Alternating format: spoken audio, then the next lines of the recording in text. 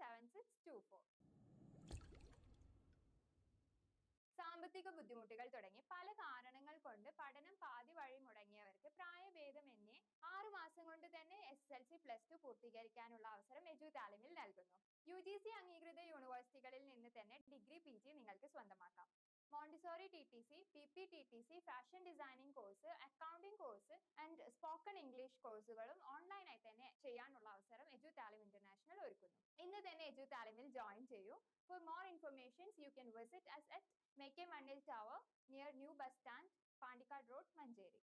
കൂടുതൽ വിവരങ്ങൾക്ക് കോൺടാക്ട് ചെയ്യൂ 9946907624. Good afternoon students. എല്ലാവരും ഫുഡൊക്കെ കഴിച്ച് റെഡിയായോ അല്ലേ?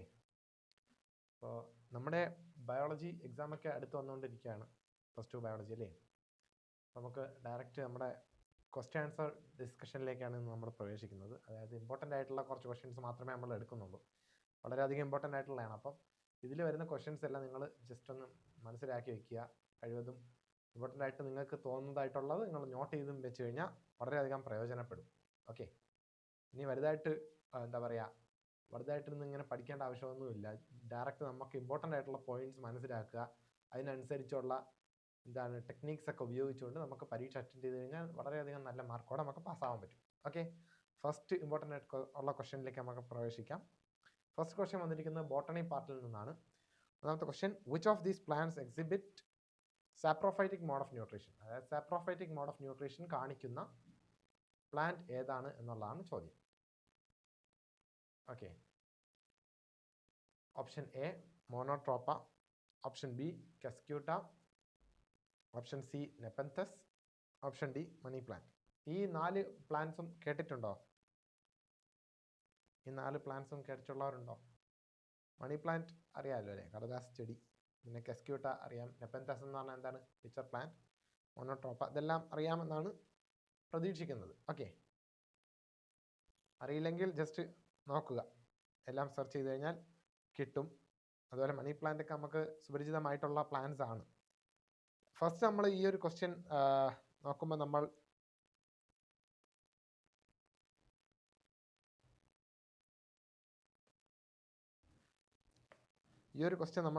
ആദ്യം നമ്മൾ നോക്കേണ്ടത് ഏതാ? സാപ്രോഫൈറ്റിക് മോഡ് ഓഫ് ന്യൂട്രീഷൻ എന്ന് പറയുന്ന ആ ഒരു പാർട്ടാണ് നമ്മൾ ആദ്യം കൺസിഡർ ചെയ്യേണ്ടത്. എന്താണ് saprophytic mode of nutrition? Mode of nutritions ഒരുപാടുണ്ടല്ലേ. Autotrophic, heterotrophic. നമ്മളൊക്കെ ഹെട്രോട്രോഫിക് മോഡ് ഓഫ് ന്യൂട്രീഷൻ ആണ് നമ്മൾ പഠിച്ചിട്ടുണ്ട്. പ്ലാന്റ്സ് ആണെങ്കിലോ ഓട്ടോട്രോഫിക് മോഡ്. അപ്പോൾ ഈ സാപ്രോഫൈറ്റിക് മോഡ് ഓഫ് ന്യൂട്രീഷൻ അല്ലെങ്കിൽ സാപ്രോട്രോഫിക് മോഡ് ഓഫ് ന്യൂട്രീഷൻ എന്താണ്? അതാണ് ആദ്യത്തെ ചോദ്യം. അതായത് നമ്മൾ മനസ്സിലാക്കേണ്ട ആദ്യത്തെ ചോദ്യം. ക്വസ്റ്റ്യനിൽ അങ്ങനെയല്ല, ഏതാണ് saprophytic mode of nutrition exhibit ചെയ്യുന്ന പ്ലാന്റ് എന്നാണ് ചോദ്യം. പക്ഷേ നമ്മളതിൽ സാപ്രോഫൈറ്റിക് മോഡ് ഓഫ് ന്യൂട്രീഷൻ എന്താണെന്ന് ആദ്യം മനസ്സിലാക്കും. എന്തിനാണ്? കാരണം നമുക്ക് എങ്കിലേ ഏതാണ് ആ ചെടിയെന്ന് മനസ്സിലാക്കാൻ പറ്റും. അപ്പം സാപ്രോഫൈറ്റ്സ് എന്താണെന്നാണ് ആദ്യത്തെ ഒരു ഡിസ്കഷൻ. സാപ്രോട്രോഫ്സ് അല്ലെങ്കിൽ സാപ്രോഫൈറ്റ്സ് എന്ന് പറഞ്ഞാൽ obtaining nourishment from dead and decaying ആയിട്ടുള്ള ഓർഗാനിക് മാറ്ററിൽ നിന്ന് എന്ത് ചെയ്യും? അവർ നറിഷ്മെന്റ്, ന്യൂട്രീഷൻ എടുക്കും, സ്വീകരിക്കും. അങ്ങനെയുള്ള ഓർഗാനിസംസ് ആണ് എന്ത്? സാപ്രോഫൈറ്റ്സ്. അതിന്റെ ടിപ്പിക്കൽ എക്സാമ്പിൾ എന്ന് പറഞ്ഞാൽ കിങ്ഡം ഫംഗൈ അല്ലെങ്കിൽ ഫംഗൈ കിങ്ഡം അല്ലെങ്കിൽ ഫംഗസുകൾ. അതാണ് fungus, kingdom fungus, fungus, fungi. ഫംഗസിന്റെ പ്ലൂറിലാണെന്ത്? ഫംഗൈ. അപ്പം അവയാണെന്ത്? ശരിക്കുള്ള സാപ്രോഫൈറ്റിക് മോഡ് ഓഫ് ന്യൂട്രീഷൻ ആസ്പദമാക്കിക്കൊണ്ട് വസിക്കുന്ന ജീവികൾ. അങ്ങനെ ഒരു ക്ലാസിഫിക്കേഷൻ തന്നെ നമുക്ക് നിലവിലുണ്ട്. എന്നാലോ ചില ഫ്ലവറിങ് പ്ലാന്റ്സ്, ചില ബാക്ടീരിയ ഒക്കെ ഈ മോഡ് ഓഫ് ന്യൂട്രീഷനും സ്വീകരിക്കാറുണ്ട്. ഓക്കെ, അപ്പോൾ നമുക്ക് പോവാം. നെക്സ്റ്റ് പാർട്ട് എന്ന് പറഞ്ഞാൽ ഈ സാപ്രോഫൈറ്റ്സ് തന്നെ എന്താണ്? ഇങ്ങനെ ന്യൂട്രിയൻ ഡിറൈവ് ചെയ്യുമ്പോഴേക്ക് അവിടെ എന്ത് പറ്റും? Various substances and minerals are available in the form of other organisms can be used. അതായത് saprophytes contribute to nutrient cycle. ഒരു സൈക്കിൾ തന്നെ നടക്കുന്നുണ്ട് നമ്മളെ എൻവയൺമെന്റിൽ. ഒന്നിൽ നിന്ന് അടുത്തത്, അടുത്തതിൽ നിന്ന് അടുത്തത്, അങ്ങനെ പോകുമ്പോഴേക്കും ഒരു cycle form. Carbon cycle, nitrogen cycle തുടങ്ങി പലതരം സൈക്കിൾസ് ഉണ്ട്. ഈ സൈക്കിളിൽ കോൺട്രിബ്യൂട്ട് ചെയ്യും എന്താണ്? ഈ ഡെഡ് ആൻഡ് ഡീക്കേയിങ് മാറ്ററിൽ നിന്ന് നറിഷ്മെന്റ് ഡിറൈവ് ചെയ്യുന്ന ഓർഗാനിസത്തിന്റെ ആ ഒരു ഡെറിവേഷൻ, ആ ഒരു ഫുഡ് കളക്ട് ചെയ്യുന്ന ആ ഒരു പ്രോസസ് എന്ത് ചെയ്യും? ഈ സൈക്ലിങ്ങിന് സഹായിക്കും. കാര്യം എന്താണ്? ഒരു നൈട്രജൻ ആണെന്ന് വിചാരിച്ചോ, നൈട്രജൻ ആ ഡെഡ് ആൻഡ് ഡീക്കേയിങ് മാറ്ററിൽ നിന്ന് നൈട്രജനസ് വേസ്റ്റിലേക്ക്, ആ വേസ്റ്റിൽ നിന്ന് അതിനെ നൈട്രേറ്റ് ആക്കി മാറ്റുമ്പോഴേക്ക് ആ നൈട്രേറ്റ് ആണ് പിന്നെ സോയിലിൽ നിന്ന് പ്ലാന്റ്സ് അബ്സോർബ് ചെയ്യുന്നത്. മനസ്സിലായില്ലേ? അപ്പോൾ അങ്ങനെ ഒരു സൈക്കിളാണ് ക്രിയേറ്റ് ചെയ്യപ്പെടുന്നത്. ആ പ്ലാന്റ്സ് തന്നെയാണ് പിന്നെ വീണ്ടും മരണപ്പെടുമ്പോഴേക്ക് എന്ത് ചെയ്യുന്നത്, ഈ ഓർഗാനിസംസ് വന്നിട്ട് ആ പ്ലാന്റിൽ നിന്ന് വീണ്ടും നൈട്രജനെ അല്ലെങ്കിൽ ആ നൈട്രജനസ് വേസ്റ്റിനെ തന്നെ വീണ്ടും അബ്സോർബ് ചെയ്തെടുക്കുന്നത്. മനസ്സിലായില്ലേ? അങ്ങനെ ഒരു സൈക്കിൾ ക്രിയേറ്റ് ചെയ്യപ്പെടാനുള്ള കാരണമാക്കും ഏത്, സാപ്രോഫൈറ്റിക് മോഡ് ഓഫ് ന്യൂട്രീഷൻ. അതുവഴി സാപ്രോട്രോഫ്സ് എന്ന് പറയുന്ന സാപ്രോഫൈറ്റിക് മോഡ് ഓഫ് ന്യൂട്രീഷൻ വഴി ന്യൂട്രിയൻസ് അബ്സോർബ് ചെയ്യുന്ന തരം ഓർഗാനിസംസ്. അവയെ വിളിക്കുന്ന പേരെന്താണ്? സാപ്രോട്രോഫ്സ് അല്ലെങ്കിൽ സാപ്രോഫൈറ്റ്സ്. രണ്ട് പേര് വിളിക്കും, സാപ്രോട്രോഫ്സ് അല്ലെങ്കിൽ സാപ്രോഫൈറ്റ്സ്. സാപ്രോട്രോഫ്സ് അല്ലെങ്കിൽ സാപ്രോഫൈറ്റ്സ്. ട്രോഫ്സ് എന്ന് പറഞ്ഞാലും ഫൈറ്റ്സ് എന്ന് പറഞ്ഞാലും ഓക്കെയാണ്. സാപ്രോട്രോഫ്സ് അല്ലെങ്കിൽ സാപ്രോഫൈറ്റ്സ്. Okay okay. അടുത്തത് നമ്മൾ ആ 4 ഓപ്ഷൻസിനെ ഒന്ന് പരിചയപ്പെടാം. നമ്മൾ പറഞ്ഞു ഓപ്ഷൻസിനെയൊക്കെ ഒന്ന് സെർച്ച് ചെയ്ത് നോക്കണമെന്ന് പറഞ്ഞു. അങ്ങനെ സെർച്ച് ചെയ്യാൻ നിങ്ങൾക്ക് ഇഷ്ടമുണ്ടെങ്കിൽ ചെയ്യാം. പക്ഷെ നമ്മളിവിടെ ജസ്റ്റ് ഒന്ന് അതിൻ്റെ ചെറിയൊരു ബ്രീഫ് നമ്മൾ നോക്കുവാണ്. നെപ്പന്തസ് എന്താണ്? അവയെ കോമൺലി അറിയപ്പെടുന്നത് ട്രോപ്പിക്കൽ പിച്ചർ പ്ലാന്റ് എന്നാണ് അറിയപ്പെടുന്നത്. ഞാൻ പറഞ്ഞായിരുന്നു പിച്ചർ പ്ലാന്റ് എന്നറിയപ്പെടുന്നത് നെപ്പന്തസ് ആണ്, അല്ലെങ്കിൽ മങ്കി കപ്സ് എന്നും അറിയപ്പെടാറുണ്ട്. അവയുടെ പ്രത്യേകത എന്താണ്? ബോൾഡ് ലെറ്റേഴ്സിൽ കാണപ്പെടുന്നു. കണ്ടാ, കാർണിവോറസ് പ്ലാന്റ്സ് ആണ്. കാർണിവോറസ് എന്ന് പറഞ്ഞാൽ, കാർണിവോറസ് എന്താണ്? നമ്മൾ കൊച്ചിലേ പഠിക്കുന്നതാണ്. Carnivores, ഒംനിവോർസ്, herbivores. ഹെർബിവോർസ് എന്ന് പറഞ്ഞാൽ പച്ചിലകൾ തിന്നുന്നത്, ഒംനിവോർസ് എന്ന് പറഞ്ഞാൽ പച്ചിലകളും അതുപോലെ മാംസം തിന്നുന്നത്, കാർണിവോർസ് എന്ന് പറഞ്ഞാൽ മാംസം മാത്രം, ഫ്ലഷ് ഈറ്റിംഗ് ആയിട്ടുള്ള. അപ്പോൾ നെപ്പന്തസ് എന്ന് പറഞ്ഞാൽ എന്താണ്? ഫ്ലഷ് ഈറ്റിംഗ് ആയിട്ടുള്ള പ്ലാന്റ്സ് ആണ് നെപ്പന്തസ് എന്ന് പറയുന്നത്. ദേ ഒബ്റ്റെയിൻ ന്യൂട്രിയൻസ് ബൈ ട്രാപ്പ് ചെയ്യും and digesting insects and other small organisms. അവ എന്ത് ചെയ്യും? ട്രാപ്പ് ചെയ്യും, ഇൻസെക്ട്സിനെ ക്യാപ്ചർ ചെയ്യും, പിടിച്ചെടുക്കും, എന്നിട്ട് അവയെ ദഹിപ്പിക്കും. അതാണ് അവരുടെ മോഡ് ഓഫ് ന്യൂട്രീഷൻ എന്ന് പറയുന്നത്. The modified leaves of നെപ്പന്തസ്. അവയ്ക്ക് പ്രത്യേകതരം മോഡിഫിക്കേഷൻ വരുത്തപ്പെട്ട ഇലകളുണ്ട്. ആ ഇലകളാണ് അവയെ അതിന് സഹായിക്കുന്നത്. പിക്ചർ ഷേപ്ഡ് ആയിട്ടുള്ള ഇലകളാണ് ഉള്ളത്. അവരാണ് ആ പിറ്റ് ഫോൾ ട്രാപ്സ് ആയിട്ട് മാറുന്നത്. ഇങ്ങനെ കാണപ്പെടും, അതിലേക്ക് ഇൻസെക്റ്റ് വന്ന് വീഴും, അപ്പോഴേക്ക് അവർ അതിനെ പിടിക്കും, കഴിക്കും. Okay, Nepenthes are not saprophytic. അപ്പോഴെന്താണ് നമുക്ക് ഇതിന് മനസ്സിലായി? എന്താണ്? ആ ഇൻസെക്ട്സ് ഒരിക്കലും ചത്ത ഇൻസെക്ട്സിനെ അല്ല അവർ കഴിക്കുന്നത്, മറിച്ച് ഇൻസെക്ട്സ് വരുമ്പോഴേക്ക് അതിനെ പിറ്റ് ഫോൾ ആയിട്ട് ട്രാപ്പ് ചെയ്തിട്ട് അതിനെ ഇൻജസ്റ്റ് ചെയ്ത് ഡൈജസ്റ്റ് ചെയ്യാണ് ചെയ്യുന്നത്. അപ്പോൾ എന്താണ് സംഭവം? അവിടെ അത് സാപ്രോഫൈറ്റിക് മോഡ് ഓഫ് ന്യൂട്രീഷൻ അല്ല എന്ന് നമുക്ക് മനസ്സിലായി. ലൈവ് ഫോമിനെയാണ് എടുത്ത് കഴിക്കുന്നത്, അത് പിടിച്ച് കഴിക്കുകയാണ്. അപ്പോൾ കാർണിവോറസ് ആണ്. ഒരു സിംഹം അല്ലെങ്കിൽ പുലിയൊക്കെ കഴിക്കുന്നത് ആ ഒരു രീതിക്കാണ്. ഫ്ലഷ് ഈറ്റിംഗ് ആയിട്ടുള്ള ഒരു പ്ലാന്റ് ആണ് ഏത്? പിച്ചർ പ്ലാന്റ് അല്ലെങ്കിൽ നെപ്പന്തസ് അല്ലെങ്കിൽ മങ്കി കപ്പ് എന്ന് അറിയപ്പെടുന്ന ആ plant. Okay, next one is Cuscuta. Cuscuta is A parasitic plant അല്ലേ? പാരസിറ്റിക് ആയിട്ടുള്ള പ്ലാന്റ് ആണ് കസ്ക്യൂട്ട. കസ്ക്യൂട്ട നമുക്ക് ഏവർക്കും അറിയാവുന്നതാണ്. Okay, Cuscuta is A parasitic plant that lakhs chlorophyll. അവർക്ക് എന്തില്ല? ക്ലോറോഫിൽ ഇല്ല. ക്ലോറോഫിൽ ഉണ്ടായിരുന്നെങ്കിൽ സ്വാഭാവികമായിട്ട് ഓട്ടോട്രോഫ് ആവുമായിരുന്നു. പ്ലാന്റ്സ് എന്ന് പറഞ്ഞാൽ ഓട്ടോട്രോഫ്സ് ആണെന്ന് നമുക്കറിയാമല്ലോ. ഓട്ടോട്രോഫ്സ് ആണ് മിക്ക പ്ലാന്റ്സ് എന്ന് പറയുന്നത്. ഇപ്പോൾ lakhs chlorophyll and റിലൈസ് on other host plants four nutrients. അതായത് മറ്റൊരു ഓർഗാനിസം, മറ്റൊരു പ്ലാന്റിനേക്കും അവ എപ്പോഴും എന്ത് ചെയ്യുന്ന ആസ്വദിക്കുക അല്ലെങ്കിൽ ആശ്രയിക്കുക. മൊത്തത്തിൽ വേറൊരു പ്ലാന്റ്സിനെ ആശ്രയിച്ചുകൊണ്ടുള്ള ഒരു ജീവിതം, അതാണ് പാരസിറ്റിക് ഫോം ഓഫ് ന്യൂട്രിയേഷൻ എന്ന് പറയുന്നത്. പിന്നെ സ്പെഷ്യലൈസ്ഡ് സ്ട്രക്ചർ ഉണ്ടാവും. എന്താ പറയുക, ഹോസ്റ്റോരിയ എന്ന് പറഞ്ഞൊരു സ്പെഷ്യലൈസ്ഡ് സ്ട്രക്ചർ, ഒരു നെറ്റ്വർക്ക് ഫോം പോലെ കാണുന്ന ആ ഒരു സ്ട്രക്ചർ ചെന്നിട്ട് എന്ത് ചെയ്യും? പെനട്രേറ്റ് ചെയ്യും, ഹോസ്റ്റിൻ്റെ വാസ്കുലർ സിസ്റ്റത്തിലേക്ക് കടന്നാക്രമിച്ചിട്ട് വാട്ടർ മിനറൽസും എല്ലാം ഓർഗാനിക് കോമ്പൗണ്ട്സ് എല്ലാം പിടിച്ചെടുക്കും. ഓക്കെ, പെനട്രേറ്റ് എന്ന് പറഞ്ഞാൽ കുത്തിക്കയറുക എന്നാണ്. അങ്ങനെ കുത്തിക്കയറിയിട്ട് അതിനെ മൊത്തത്തിൽ എക്സ്ട്രാക്ട് ചെയ്തെടുക്കും. പിന്നെ അവയെ വേറൊരു വിളിപ്പേരുണ്ട് അവർക്ക്, ഈ കസ്കുട്ടയെ വേറൊരു വിളിപ്പേരെന്ന് പറഞ്ഞാൽ അതിനെ വിളിക്കുന്നത് ഡോഡർ പ്ലാന്റ് എന്നും വിളിക്കും.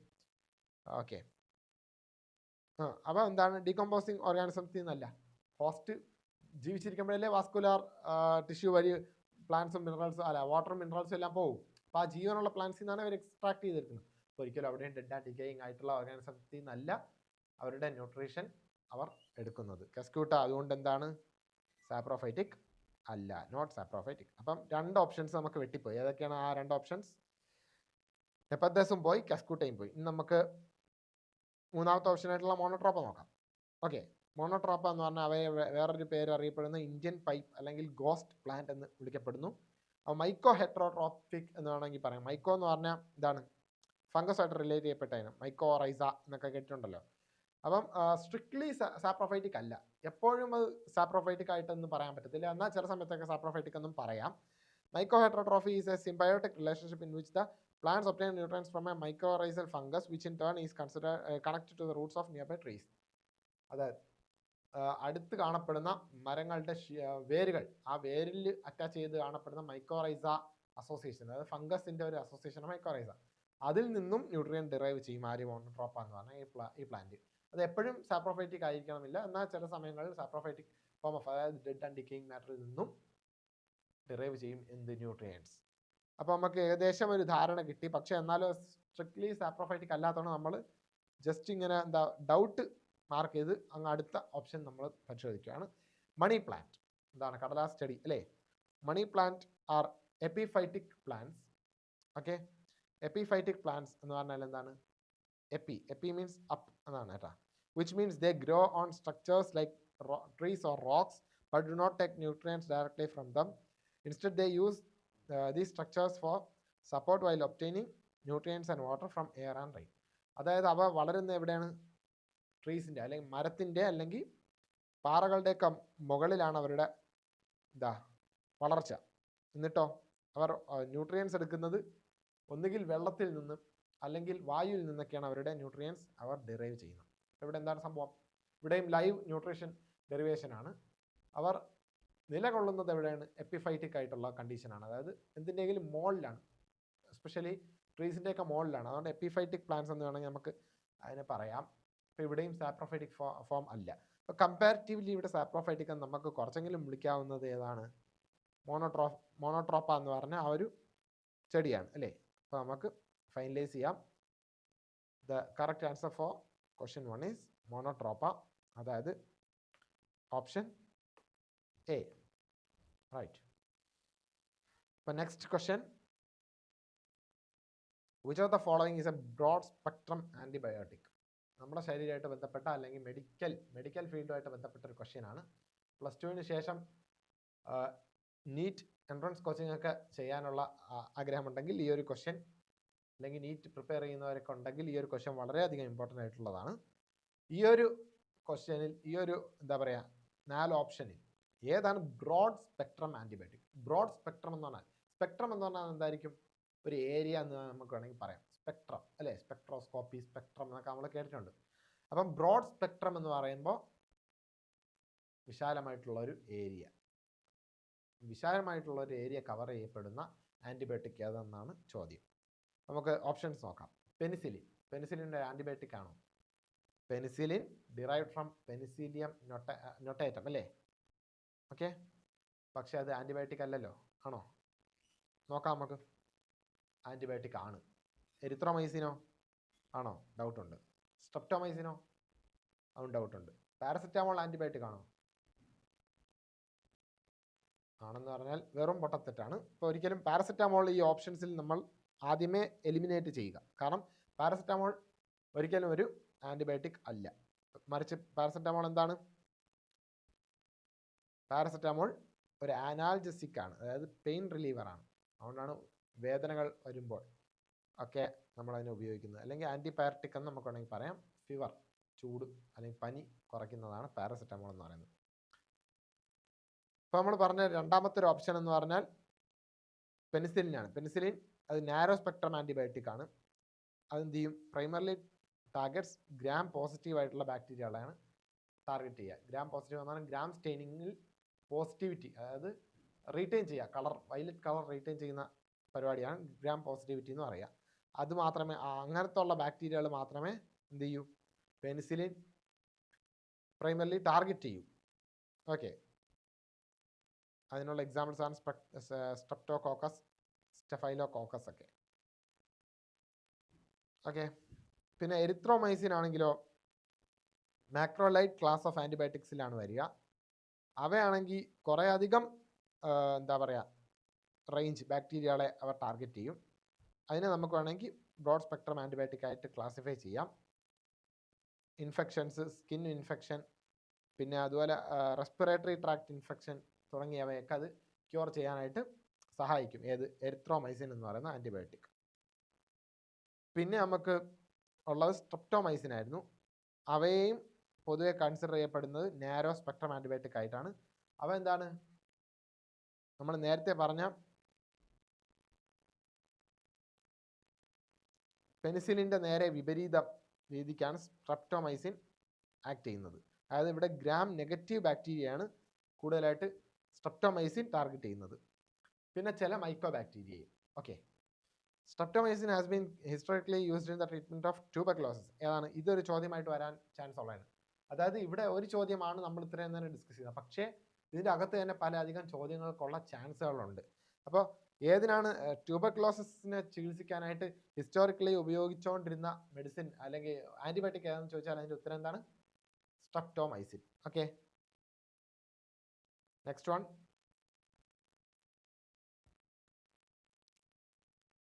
ഈ നാരോ സ്പെക്ട്രം എന്ന് പറഞ്ഞാൽ എന്തായിരിക്കും? നാരോ ഒരു സ്പെസിഫിക് ഗ്രൂപ്പ് ഓഫ് ബാക്ടീരിയ മാത്രം ടാർഗറ്റ് ചെയ്യുന്ന ആന്റിബയോട്ടിക്കിനെയാണ് നാരോ സ്പെക്ട്രം എന്ന് പറയുന്നത്. ആ ഒരു കേസിലാണ് പെനിസിലിൻ എന്ത് ചെയ്യുക? ഗ്രാം പോസിറ്റീവ് ബാക്ടീരിയയ്ക്ക് നേരെയാണ് പെനിസിലിൻ കൂടുതൽ വർക്ക് ചെയ്യുന്നത്. നേരെ മറിച്ച് സ്ട്രെപ്റ്റോമൈസിൻ ആണെങ്കിൽ ഗ്രാം നെഗറ്റീവ് ബാക്ടീരിയയ്ക്ക് നേരെയാണ്. പാരസെറ്റമോൾ ആണെങ്കിലോ അത് ആന്റിബയോട്ടിക് തന്നെ അല്ല. അപ്പോഴാണ് നമ്മുടെ ഉത്തരത്തിലേക്ക് നമ്മൾ എത്തിച്ചേരുന്നത്. എറിത്രോമൈസിനാണ് ശരിയായ ഉത്തരം. കാരണം അവ രണ്ട് റേഞ്ചിലുള്ള ബാക്ടീരിയകളെ ടാർഗറ്റ് ചെയ്യാറുണ്ട്. അതുപോലെ തന്നെ mainly infections, skin infection, respiratory tract infection തുടങ്ങിയവയാണ് അവ ടാർഗറ്റ് ചെയ്ത് ശരിപ്പെടുത്താറുള്ളത്. ഓക്കെ, വർക്ക് ചെയ്യാറുള്ളത്. പിന്നെ കുറച്ചുകൂടെ നമുക്ക്, അതായത് ഇതിപ്പം വീണ്ടും കമ്പാരിറ്റീവ്ലി ആണ് നമ്മൾ പറഞ്ഞത്. നേരത്തെ മോണോട്രോപ്പയുടെ കേസ് പറഞ്ഞ കണക്ക് കമ്പാരിറ്റീവ്ലി ആണ് നമ്മൾ പറഞ്ഞത്. കമ്പാരിറ്റീവ്ലി ബെറ്റർ ആയിട്ടുള്ള അല്ലെങ്കിൽ ബ്രോഡ് സ്പെക്ട്രം എന്ന് ക്ലാസിഫൈ ചെയ്യാൻ പറ്റുന്നതാണ് നമ്മളിപ്പോൾ സെലക്ട് ചെയ്തത്. കാരണം ഓപ്ഷൻസ് അങ്ങനെയായിരുന്നു. നമ്മൾ പരീക്ഷയ്ക്ക് അങ്ങനെയാണ് നോക്കാൻ. കമ്പാരിറ്റീവ്ലി നമ്മൾ നോക്കുക. പിന്നെ ഇവിടെ examples of broad spectrum antibiotics ആണ് നമ്മളിവിടെ കൊടുക്കുന്നത്, ജസ്റ്റ് നിങ്ങൾ മനസ്സിലാക്കിയിരിക്കാൻ വേണ്ടി. അമോക്സിസിലിൻ, അതായത് പെനിസിലിൻ എന്ന് പറഞ്ഞ ഗ്രാം പോസിറ്റീവിനെ മാത്രം ടാർഗറ്റ് ചെയ്യുന്ന നാരോ സ്പെക്ട്രം ആന്റിബയോട്ടിക്കിൽ നിന്ന് ഡിറൈവ് ചെയ്യപ്പെട്ട amoxicillin is a best example for broad spectrum antibiotic. Okay, കാരണം കുറേ വൈഡ് റേഞ്ചിനെ അവർ ടാർഗറ്റ് ചെയ്യും. റെസ്പിറേറ്ററി പിന്നെ യൂറിനറി ട്രാക്ട് ഇൻഫെക്ഷൻസിനെതിരെയാണ് ഇത് പ്രവർത്തിക്കുന്നത്. പിന്നെ ഫ്ലോക്സാസിൻ എന്ന് പറഞ്ഞ ആ ഒരു group fluoroquinolone antibiotic. Okay, that is effective against both gram positive and both gram negative as well. So often used for urinary tract and respiratory infections. ഇതും അതേ urinary tract as well as respiratory bacterial infectionsനെതിരെ പ്രയോഗിക്കപ്പെടുന്ന സിപ്രോഫ്ലാക്സിൻ, അതും ഒരു example ആണ്.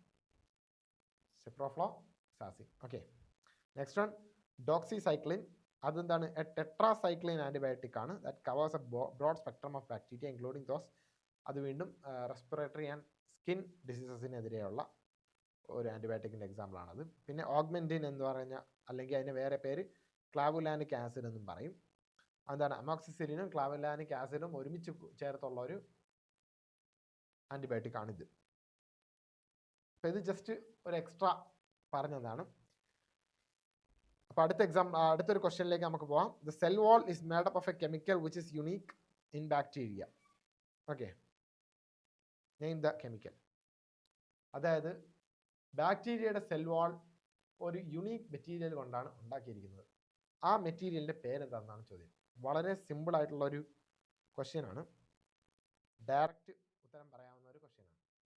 എന്തായിരിക്കും? Options പെപ്റ്റിഡോഗ്ലൈക്കാൻ ഉണ്ട് നമുക്ക്, option B ആയിട്ട് chitin ഉണ്ട്, ഓപ്ഷൻ സി ആയിട്ട് ലിഗ്നിൻ ഉണ്ട്, ഓപ്ഷൻ ഡി ആയിട്ട് സെല്ലുലോസ് ഉണ്ട്. നമുക്ക് ഡിയിൽ നിന്ന് തുടങ്ങാം. സെല്ലുലോസ് എന്തായിരിക്കും? സെല്ലുലോസ് കൊണ്ടുണ്ടാക്കപ്പെട്ട സെൽ വാൾ കാണപ്പെടുന്നത് പ്ലാന്റ്സിലാണ് അല്ലേ? പിന്നെ ലിഗ്നിൻ പ്ലാന്റ്സിൽ തന്നെ കാണപ്പെടുന്ന, കൈറ്റിൻ നമ്മൾ പറയുകയുണ്ടായി ഫംഗസിന്റെ സെൽ വാളായിട്ട്. അപ്പോൾ സ്വാഭാവികമായിട്ട് നമുക്ക് ബാക്കിയുള്ളത് പെപ്റ്റിഡോഗ്ലൈക്കാൻ ആണ്. അതാണ് cell wall of bacteria is made up of peptidoglycan. ഉണ്ടോ? Cell wall of bacteria is made up of peptidoglycan, അല്ലെങ്കിൽ അവയെ പറയുന്ന വേറൊരു പേരാണ് ഈ കൊടുത്തേക്കുന്നത്, മ്യൂറിൻ എന്നും പറയപ്പെടും. അതായത് structural support to the bacteria cell wall. പിന്നെ അതിൻ്റെ കെമിക്കൽ കോമ്പോസിഷൻ എഴുതിയിട്ടുണ്ട്. Alternating N acetyl glucosamine, N acetyl muramic acid, ഇത് രണ്ടും കൊണ്ടാണ് ഉണ്ടാക്കിയിരിക്കുന്നത്. Okay, cross linked by short peptide chains. പിന്നെന്താ?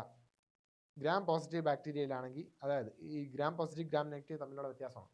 ഗ്രാം പോസിറ്റീവിലാണെങ്കിൽ തിക്ക് ലെയർ ആയിരിക്കും, ഗ്രാം നെഗറ്റീവിലാണെങ്കിൽ തിൻ ലെയർ ആയിരിക്കും. എന്തിന്? പെപ്റ്റിഡോഗ്ലൈക്കാനിൽ. ഓക്കെ, ഇത്രയുമാണ് ഇമ്പോർട്ടൻറ്റ് പോയിന്റ്സ്. പിന്നെ കൈറ്റിനാണെങ്കിൽ നമ്മൾ നേരത്തെ പറഞ്ഞു, കൈറ്റിൻ ഏതിൻ്റെയൊക്കെയാണ് കാണുക? ഫംഗയിൽ കാണപ്പെടും. പിന്നെ ആർത്രോപോഡ്, അതായത് ഇൻസെക്ട്സിൽ കാണപ്പെടും, including insects, spiders, crustaceans and other related organisms. അവയുടെയൊക്കെ സെൽ വാളിൽ എന്താണ്? അല്ലെങ്കിൽ എക്സോസ്കെലിറ്റൻസിൽ. സെൽ വാളിൽ, ഫംഗസിൻ്റെ സെൽ വാളിൽ, പക്ഷേ ഇൻസെക്ട്സിൻ്റെ എക്സോസ്കെലിറ്റൻസിൽ. അതുകൊണ്ടാണ് ഇൻസെക്ട്സിനൊക്കെ ഒരു എന്താ പറയുക, നമ്മൾ അതിനെയൊക്കെ കൊല്ലുമ്പോൾ അല്ലെങ്കിൽ അതിനെ കടിക്കുമ്പോൾ ഒരു പെട്ടെന്ന് ഒരു റിജിഡിറ്റി സൗണ്ട് നമുക്ക് ഫീൽ ചെയ്യാൻ പറ്റും അല്ലേ. ഇപ്പം അല്ലെങ്കിൽ എന്താ പറയുക, നമ്മളെ ക്രാബ് പോലുള്ള ഫുഡ്സിനും അല്ലെങ്കിൽ നമ്മളെ ചെമ്മീൻ പോലുള്ള ഫുഡ്സിനും ആ ഒരു സൗണ്ട് നമുക്ക് ഫീൽ ചെയ്യാൻ പറ്റും. അതിൻ്റെയൊക്കെ കാരണം അതാണ് കൈറ്റിൻ, എക്സോസ്കെൽറ്റൻ. പിന്നെ ലിഗ്നിൻ കാണപ്പെടുക പ്ലാന്റ്സിനാണ്, നമ്മൾ നേരത്തെ പറഞ്ഞു. പിന്നെ അത് rigidity to the cell wall, അത് നമ്മൾ കൂടുതൽ ഡിസ്കസ് ചെയ്യേണ്ട കാര്യമില്ല, നിങ്ങൾക്ക് അറിയാവുന്നതാണ്. പിന്നെ വുഡി പ്ലാന്റ്സിൽ കാണപ്പെടും, വുഡിൻ്റെ മെയിൻ പാർട്ടാണ്, ഹാർഡ് വുഡിലൊക്കെ കാണപ്പെടുന്ന ഒരു മെയിൻ പോർഷനാണ്, അതായത് മെയിൻ കോമ്പണൻ്റ് ആണ് എന്ത്, ലിഗ്നിൻ എന്ന് പറയുന്നത്. പിന്നെ സെല്ലുലോസിലാണെങ്കിൽ അത് സെൽ വാൾ ഓഫ് പ്ലാന്റ്സ് ആണ്. അത് വീണ്ടും നമ്മൾ നേരത്തെ പറഞ്ഞാണ്. നെക്സ്റ്റ് ക്വസ്റ്റ്യനിലേക്ക് നമ്മൾ വന്നു കഴിഞ്ഞാൽ, write the name of the hormone secreted by human placenta. എന്തായിരിക്കും? HCG, ഹ്യൂമൻ കൊറിയോണിക് ഗൊണാഡോട്രോപ്പിൻ, അല്ലെങ്കിൽ ഹ്യൂമൻ പ്ലാസെന്റൽ ലാക്ടോജൻ, ഈസ്ട്രജൻ. ഇതെല്ലാം നമുക്ക് പറയാവുന്ന ഉത്തരങ്ങളാണ് അല്ലേ. പ്രൊജസ്ട്രോൺ. ഓക്കെ, നമുക്കിനി ജസ്റ്റ് അതിനെ ഒന്ന് ഓടിച്ച് പറയാം, കാരണം ഇതും വളരെ ഇമ്പോർട്ടൻ്റ് ആണ്. ചിലപ്പം ഇതിൽ ഏതെങ്കിലുമൊക്കെ ഒരെണ്ണം ഡിഫൈൻ, അല്ലെങ്കിൽ what is progesterone, it's importance, അല്ലെങ്കിൽ വാട്ട് ഈസ് HCG എന്നൊക്കെ ചോദിച്ചു കഴിഞ്ഞാൽ നിങ്ങൾക്ക് ഉത്തരം എഴുതാൻ സാധിക്കണം. അപ്പോൾ നമുക്ക് ജസ്റ്റ് ഒന്ന് നോക്കാം. HCG അല്ലെങ്കിൽ ഹ്യൂമൻ കൊറിയോണിക് ഗൊണാഡോട്രോപ്പിൻ എന്ന് പറഞ്ഞാൽ one of the earliest indicators of pregnancy and is responsible for maintaining the corpus luteum during the early stages.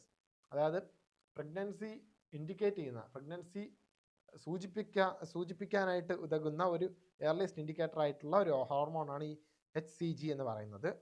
അത് എന്ത് ചെയ്യും, കോർപ്പസ് ലൂട്ടിയം എന്ന് പറഞ്ഞ ആ ഒരു എയർലി സ്റ്റേജിനെ മെയിൻറ്റെയിൻ ചെയ്യാനായിട്ട് സഹായിക്കുന്നു.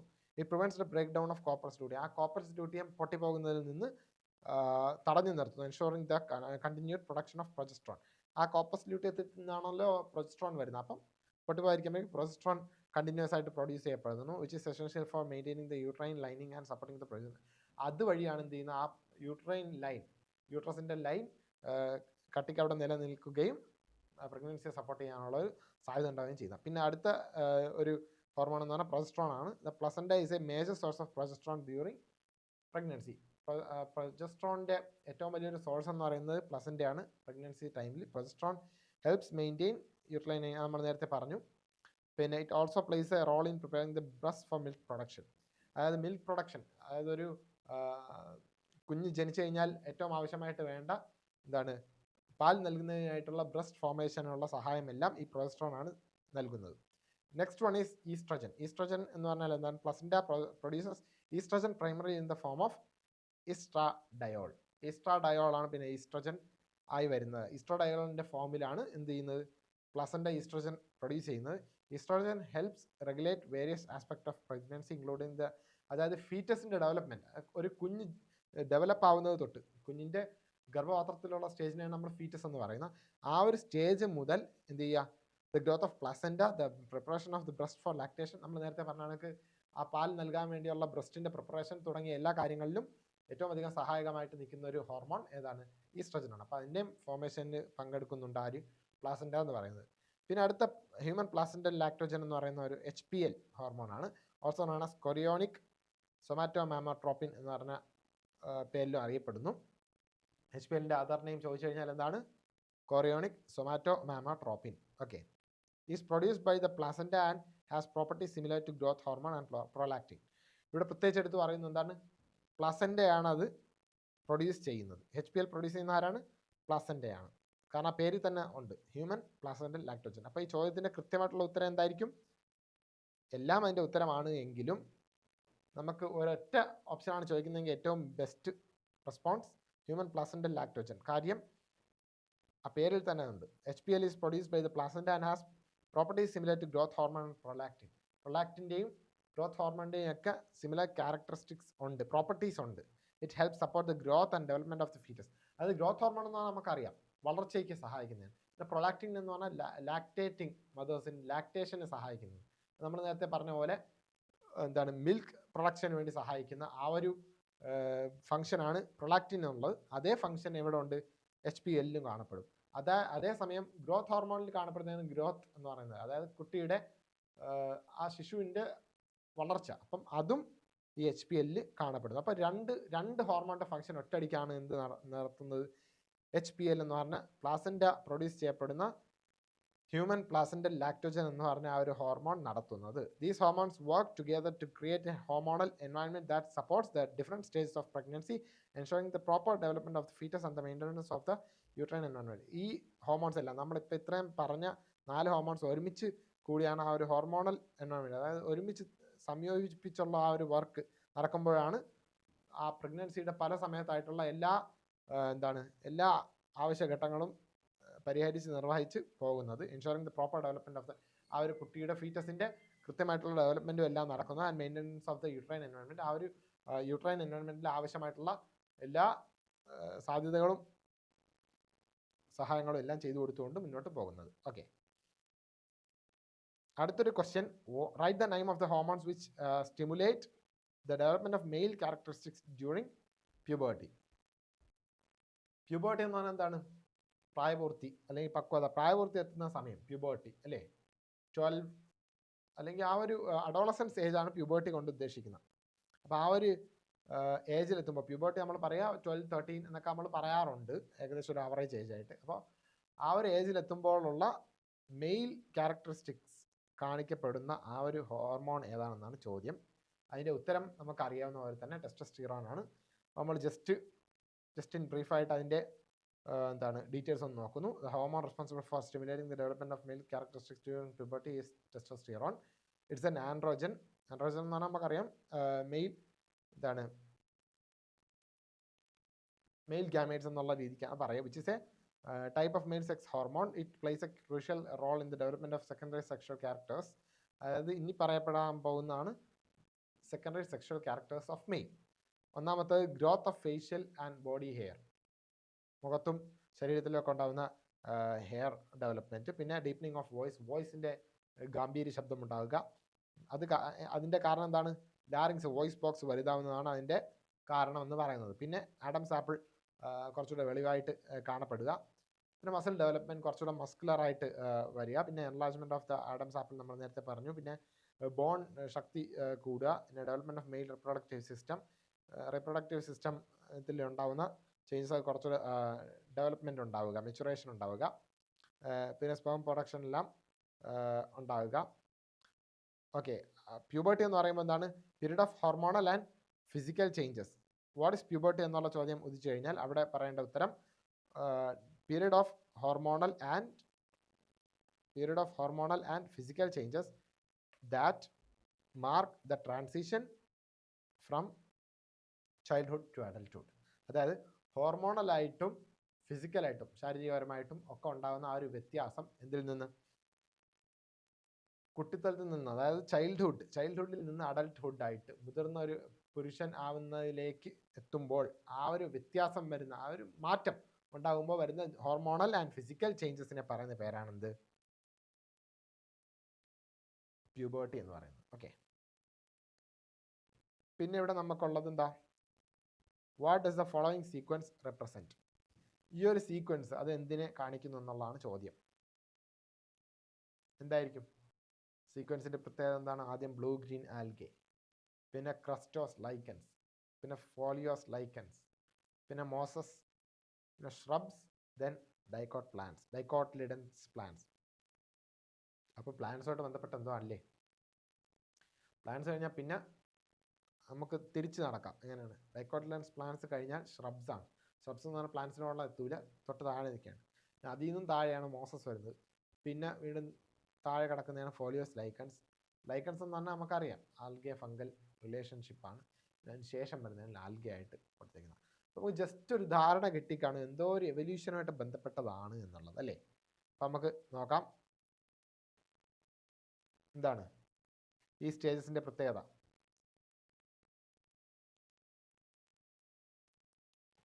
The stages mentioned in the sequence represent different successional stages. എന്താണ്? Where each group of organisms prepare the environment for the next. അതായത് ഒന്ന് കഴിഞ്ഞാൽ അടുത്തതിലേക്ക് പോകുന്ന ആ ഒരു എക്കോളജിക്കൽ സക്സഷനാണ് ഇവിടെ ഈ ഒരു ഫോമിലൂടെ, ഈ ഒരു മാർക്കിങ്ങിലൂടെ കാണിച്ചത്, ഈ ഒരു ടേബിളിലൂടെ കാണിച്ചത്. എങ്ങനെ മനസ്സിലായി? ബ്ലൂ ഗ്രീൻ ആൽഗയാണ് എപ്പോഴും ഇപ്പം ഈ കാണിച്ച ആ ഒരു ഫോമിലുള്ള ഒരു ഹാബിറ്റാറ്റിൽ ആദ്യം വസിക്കുക. ബ്ലൂ ഗ്രീൻ ആൽഗെ എന്ത് ചെയ്യും? ആദ്യം കോളനൈസ് ചെയ്യും, ഒരു റോക്ക് സർഫസോ മറ്റോ ഒക്കെ. എന്നിട്ട് ഫോട്ടോസിന്തസിസ് ആയിട്ടുള്ള ഫോട്ടോസിന്തറ്റിക് ഓർഗാനിസംസ് ആണല്ലോ, ഫോട്ടോസിന്തസിസ് വഴി എന്ത് ചെയ്യും? സോയിൽ ഫോർമേഷനൊക്കെ ഉണ്ടാക്കിയെടുക്കും. ഓക്കെ, എന്നിട്ടോ അവിടെ എന്ത് ചെയ്യും? ക്രസ്റ്റോസ് ലൈക്കൻസ് മ്യൂച്വലിസ്റ്റിക് അസോസിയേഷൻ ഉണ്ടാക്കി ഫംഗയും ആൽഗയും കൂടെ, അല്ലെങ്കിൽ സൈനോ ബാക്ടീരിയ ആയിട്ട് ബ്ലൂ ഗ്രീൻ ആൽഗ ആയിട്ടുള്ള ആ ഒരു കൊളാബറേഷൻ ചെയ്തിട്ട് കുറച്ചുകൂടെ റോക്ക് സർഫസ് അക്കോമഡേറ്റ് ചെയ്യാൻ തുടങ്ങും. എന്നിട്ട് വീണ്ടും സോയിൽ ഡെവലപ്മെൻറ്റ് നടക്കും. ആ ഒരു റോക്ക് അവസാനം പൊടിഞ്ഞു പോകും.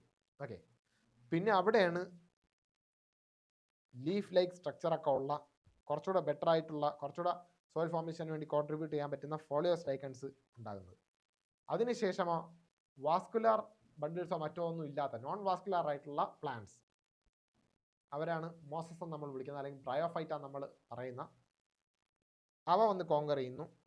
എന്നിട്ടോ അവ എവിടെയാണ് താമസിക്കുന്ന? ഈ ലൈക്കൻസ് പണിത് കൊടുത്ത ആ ഒരു സോയിൽ ഉണ്ടല്ലോ, അതിലാണ് ജീവിക്കുക.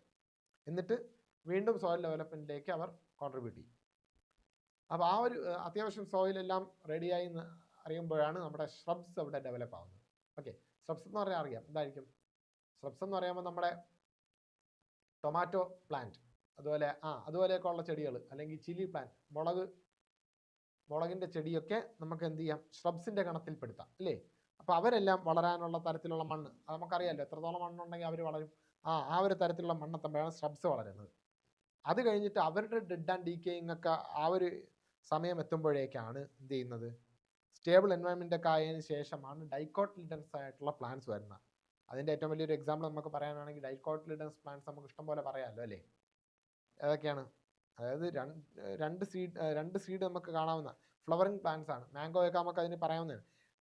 These are flowering plants with 2 seed leaves cotyledons representing a later successional stage. അവരാണ് ഏറ്റവും അവസാനം എത്തുക. They contribute to the further development of the ecosystem. Sequence illustrate how different species colonize and modify the environment over time, leading to the establishment of a more complex and mature ecosystem. Does not represent a food pyramid or genetic drift or phylogenetic trend. Okay, അവസാനത്തെ sentence നോക്കി. അതായത് food pyramid അല്ല, genetic drift അല്ല, phylogenetic ട്രെൻഡും അല്ല എന്നുള്ളതാണ് പറഞ്ഞു നിർത്തിയത്. അത് കാരണം എന്തുകൊണ്ടാണ്? ഇവിടെ കൊടുത്തേക്കുന്ന ബാക്കി 3 ഓപ്ഷൻസ് അതാണ്. കാരണം ജനറ്റിക് ഡ്രിഫ്റ്റ് എന്ന് പറഞ്ഞാൽ പെട്ടെന്നുണ്ടാകുന്ന ഒരു ചേഞ്ച് വന്നിട്ട് ഒരു പോപ്പുലേഷനിലെ ജീൻസ് എല്ലാം പെട്ടെന്ന് അങ്ങോട്ട് മാറുന്ന ആ ഒരു പ്രോസസ്സാണ് ജനറ്റിക് ഡ്രിഫ്റ്റ്. അത് സംഭവിച്ചു കഴിഞ്ഞാൽ പെട്ടെന്ന് ഈ ഒരു ചേഞ്ചസ് ഒരിക്കലും സംഭവിക്കില്ല.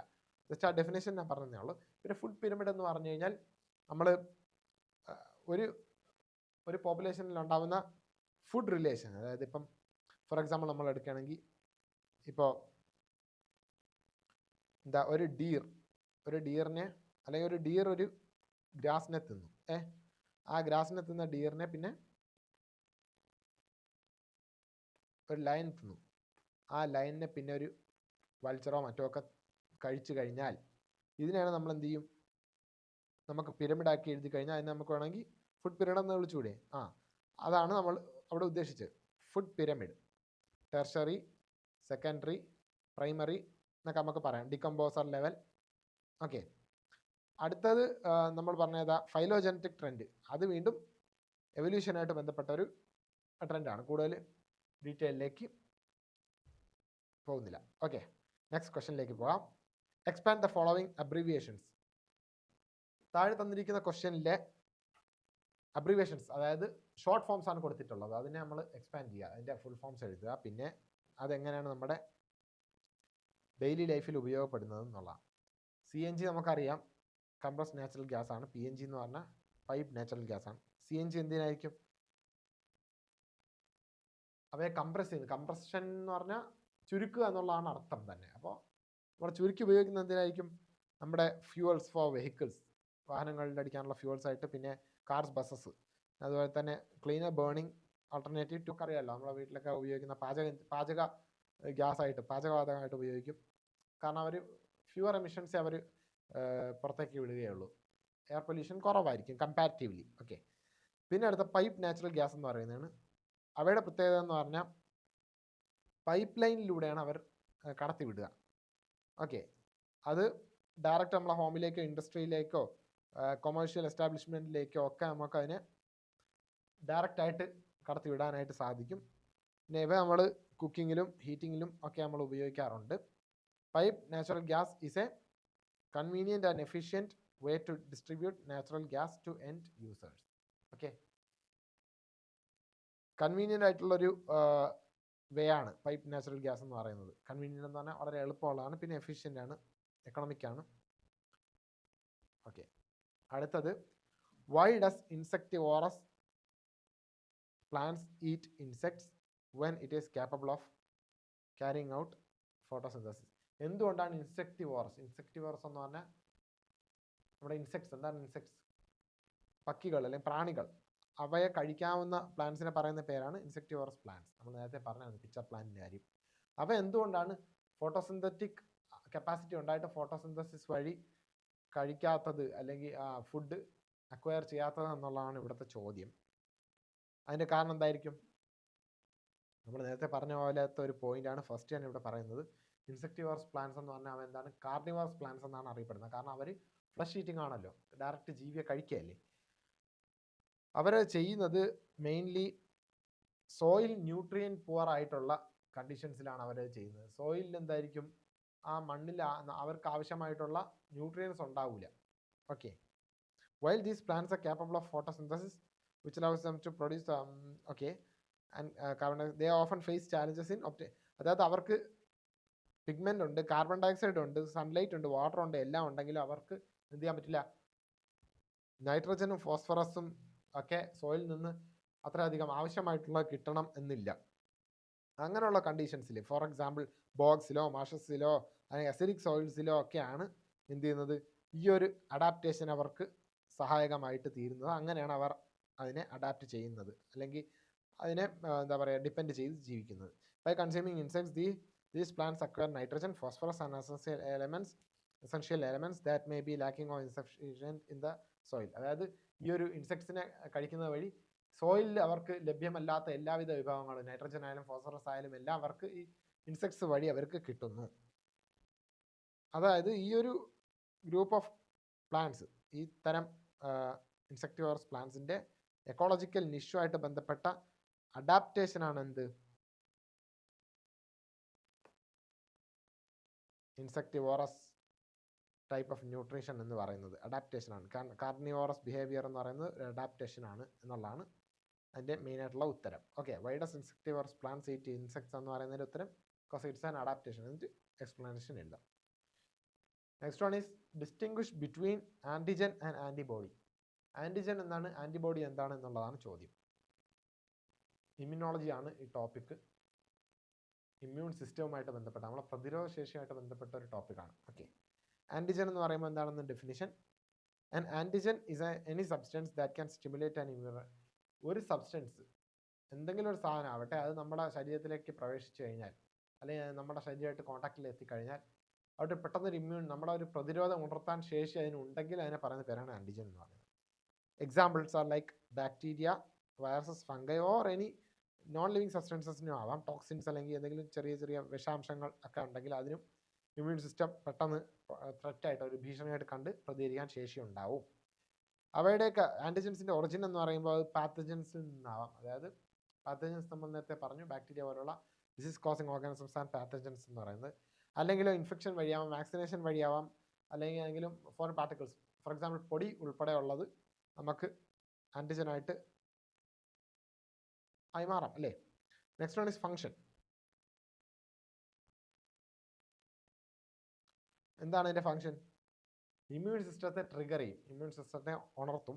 ടു പ്രൊഡ്യൂസ് ആൻ പെട്ടെന്നൊരു പ്രതിരോധം ഉണ്ടാക്കാൻ വേണ്ടി പ്രതിരോധ ശേഷിയെ ഉണർത്തും. എന്നിട്ടോ ഇമ്മ്യൂൺ സെൽസിനെ എല്ലാം ആക്റ്റീവ് ആക്കും.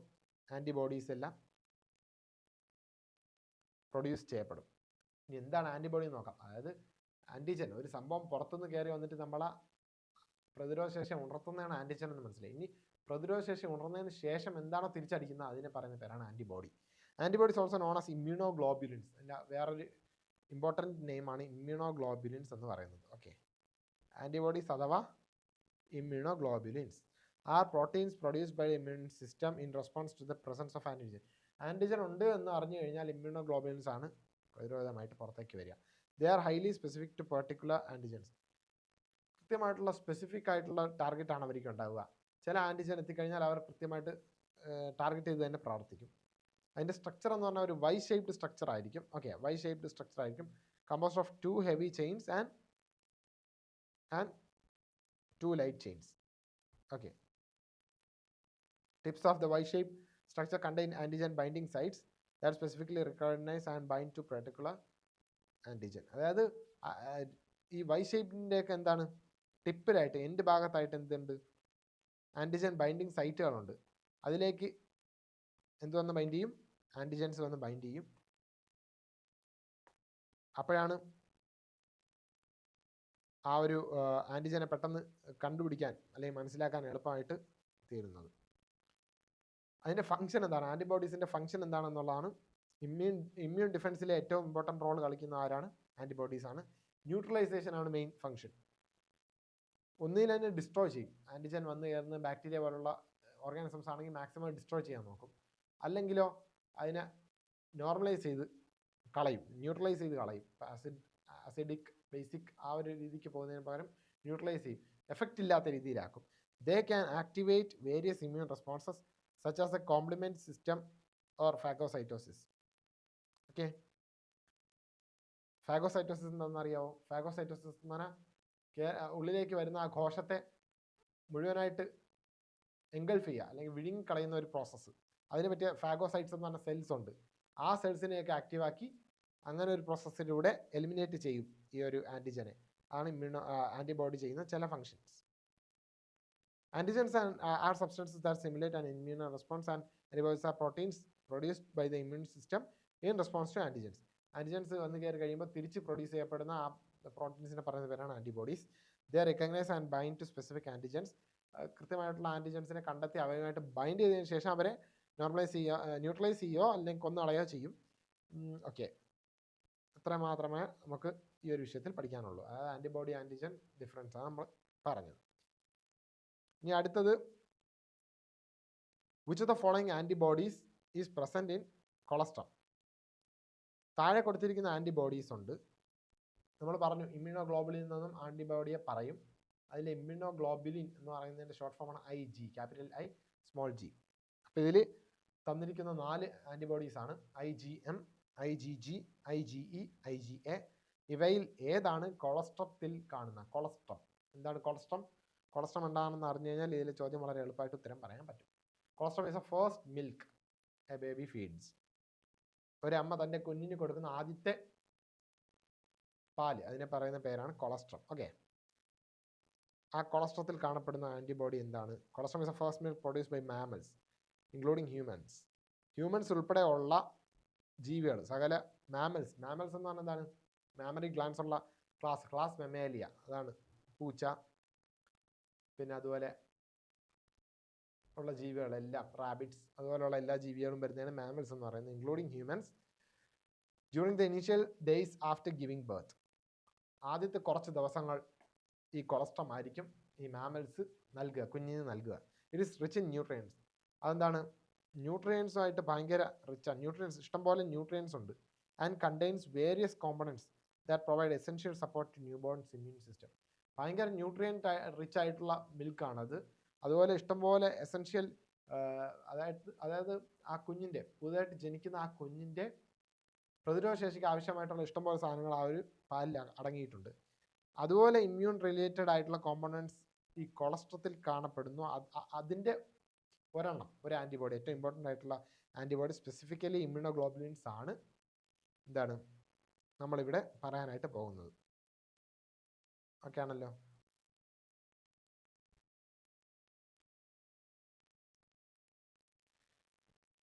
നമ്മളിവിടെ നോക്കുന്നത് ജസ്റ്റ് കൊളസ്ട്രത്തിൽ കാണുന്ന ആൻറ്റിബോഡി മാത്രമല്ല, ബാക്കി ആൻറ്റിബോഡീസും കൂടെ ജസ്റ്റ് ഒന്ന് നമ്മൾ നോക്കുന്നു എവിടെയൊക്കെ കാണപ്പെടും എന്നുള്ളതാണ്. കൊളസ്ട്രത്തിൽ കാണപ്പെടുന്നത് IgA ആണ്. അപ്പോൾ നമ്മുടെ ചോദ്യത്തിനുള്ള ഉത്തരം IgA ആണ്. IgA. Colostrum is particularly rich in immunoglobulin A, which plays a crucial role in immune defense at mucosal surfaces. Mucosal surfaces എന്ന് പറഞ്ഞാൽ മ്യൂക്കസ് കാണപ്പെടുന്ന സർഫസസ് എല്ലാത്തിലും ഈ IgAയുടെ ക്രൂഷ്യൽ റോൾ നമുക്ക് കാണാൻ പറ്റും. ഗ്യാസ്ട്രോ ഇൻഡസ്ട്രൈനൽ ട്രാക്ട്, അതുപോലെ റെസ്പിറേറ്ററി ട്രാക്ട്, ഇതെല്ലാം മ്യൂക്കസ് കാണപ്പെടുന്ന ഏരിയയാണ്. മ്യൂക്കസ് എന്ന് പറഞ്ഞാൽ സ്ലൈമി നേച്ചറുള്ള സംഭവം നമുക്കറിയാമല്ലോ. IgA antibodies in colostrum helps protect the new born against infections in these vulnerable areas. അവിടെയൊക്കെ ഉള്ള ഇൻഫെക്ഷൻസ് വരാതെ, അതായത് ഏറ്റവും കൂടുതൽ ഇൻഫെക്ഷൻസ് വരാൻ ചാൻസ് ഉള്ള എവിടെയാണ്? Gastrointestinal area, respiratory tract, ഇവിടെയൊക്കെയാണ് ഇൻഫെക്ഷൻസ് വരാൻ ചാൻസ് ഉള്ളത്. അവിടെയൊക്കെയാണ് ഈ IgA ആൻറ്റിബോഡിയുടെ പ്രസൻസ് ഉള്ളതുകൊണ്ട് കുഞ്ഞിനെ അവിടെയൊക്കെയുള്ള പ്രൊട്ടക്ഷനാണ് സഹായിക്കുന്നത്. While IgG is not as prevalent in colostrum compared to IgA, it is still prevalent. രണ്ടാമത് പ്രിവലൻ്റ് ഉള്ളത് എവിടെയാണ്? ഏതാണ്? IgG ആണ്. കൊളസ്ട്രോമിൽ കാണുന്ന രണ്ടാമത് മേജർ കോമ്പണൻ്റ് എന്ന് പറഞ്ഞാൽ IgG ആണ്. IgG എന്താണ്? Passive immunity to newborn. അതിൻ്റെ പാസീവ് ഇമ്മ്യൂണിറ്റി ആണ് IgGയുടെ പ്രത്യേകത. As they can be absorbed intact through the intestinal lining into the bloodstream, offering protection against a variety of pathogens. Intestinal lining കൂടി ബ്ലഡിലേക്ക് കടന്ന് അത് സഹായിക്കും. ബ്ലഡിൽ വരുന്ന എന്തെങ്കിലും ഇൻഫെക്ഷൻ ഉണ്ടെങ്കിൽ അതിനെ തള്ളിക്കളയും. ആ പാത്തജൻസിനെ എല്ലാം തള്ളിക്കളയാനായിട്ട് IgGക്ക് സാധിക്കും. അതുവഴി കുഞ്ഞിനെ സംരക്ഷിക്കുന്നു. പിന്നെ IgM, IgE എല്ലാം കുറച്ച് അളവിൽ കൊളസ്ട്രത്തിൽ കാണാൻ പറ്റും. IgA നമ്മൾ പറഞ്ഞ പോലെ തന്നെ മ്യൂക്കോസൽ സർഫസസ് ആണ്. പിന്നെ സലൈവ, ടിയേഴ്സ്, അതുപോലെ ബ്രസ്റ്റ് മിൽക്ക്, ഇവയിലെല്ലാം IgA കാണപ്പെടുന്നു. ഇതിലെല്ലാം നമുക്കറിയാം, ടിയേഴ്സിലായാലും സലൈവയിലായാലും എല്ലാത്തിലും എന്താണ്? മ്യൂക്കോസൽ സർഫസസ് ഉണ്ട്. അതുകൊണ്ട് തന്നെയാണ് അങ്ങനെ അവരുടെ പ്രസൻസ് കൂടുതൽ കാണപ്പെടുന്നത്. ഈ ഗ്ലാൻസിലെല്ലാം അങ്ങനെ ഉണ്ട് മ്യൂക്കോസൽ സർഫസസ്. IgG ആണെങ്കിൽ അത് കാണപ്പെടുക എവിടെയാണ്? നമ്മൾ നേരത്തെ പറഞ്ഞ പോലെ തന്നെ ഇൻഡസ്ട്രൈനൽ വഴി നമ്മൾ ബ്ലഡ് സ്ട്രീമിലേക്ക്, കുട്ടിയുടെ ബ്ലഡ് സ്ട്രീമിലേക്ക് എത്തുമെന്ന് പറഞ്ഞു. അപ്പോൾ സ്വാഭാവികമായിട്ടും ബ്ലഡ് സ്ട്രീമിലാണ് കാണപ്പെടുക. പിന്നെ ടിഷ്യൂസിൽ കാണപ്പെടും.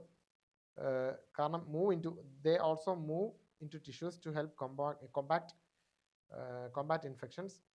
പിന്നെ IgG is the only antibody that pass through placenta. Placenta വഴി പോകണം. നമ്മൾ നേരത്തെ പറഞ്ഞു, അതായത് എവിടെയാണ് കുഞ്ഞിന് കിട്ടുക? പ്ലാസൻ്റ വഴി, ഇൻസ്റ്റൈനൽ ലൈനിങ് വഴി ബ്ലഡ് സ്ട്രീമിലേക്ക് കയറുന്ന ഒരേ ഒരു ഇമ്മ്യൂണോഗ്ലോബുലിൻ ഏതാണ്? IgG ആണ്. കാരണം അതിൻ്റെ സൈസ് വളരെ ചെറുതാണ് എന്നതുകൊണ്ട്. Next one is IgM. IgM എന്താണ്? Primarily found in the blood stream. അതും കാണപ്പെടുക കൂടുതലായിട്ട് ബ്ലഡ് സ്ട്രീമിൽ തന്നെയാണ്. പിന്നെ first antibody produce during an initial immune response. ഏറ്റവും ആദ്യം പ്രൊഡ്യൂസ് ചെയ്യപ്പെടുക IgM ആണ്. ലിംഫ് നോഡ്സിൽ കാണപ്പെടുന്നു. പിന്നെ IgE ആണ് ലാസ്റ്റ് വൺ. അത് അലർജിക് റിയാക്ഷൻസ്. IgE ഓർത്ത് കഴിഞ്ഞാൽ നമുക്ക് അലർജിയായിട്ട് ബന്ധപ്പെട്ട് ഇസ്നോഫിൽ പെട്ടെന്ന് നമുക്ക് ഓർക്കാവുന്നതാണല്ലോ. അപ്പോൾ IgE അങ്ങനെ കണക്ട് ചെയ്യുക. അലർജിയായിട്ട് ബന്ധപ്പെട്ടാണ് IgE കാണപ്പെടുക. മെയിൻ ലൊക്കേഷൻസ് എവിടെയൊക്കെയാണ്? Bound to mast cells and basophils. അതും അലർജിയായിട്ട് ബന്ധപ്പെട്ട. IgE is often bound to mast cells and basophils in tissues, especially in the skin and mucous membranes. Allergic responses associated with hypersensitivity reactions. Hypersensitivity എന്ന് പറഞ്ഞാൽ allergy പോലെ തന്നെ പെട്ടെന്ന് sensitive ആയിട്ട് ഉള്ള കാര്യങ്ങൾ, അതാണ് അലർജിക് റിയാക്ഷൻസിലാണ് IgE കാണപ്പെടുക. ഓക്കെ, അടുത്തൊരു ക്വസ്റ്റ്യൻ ആണ്.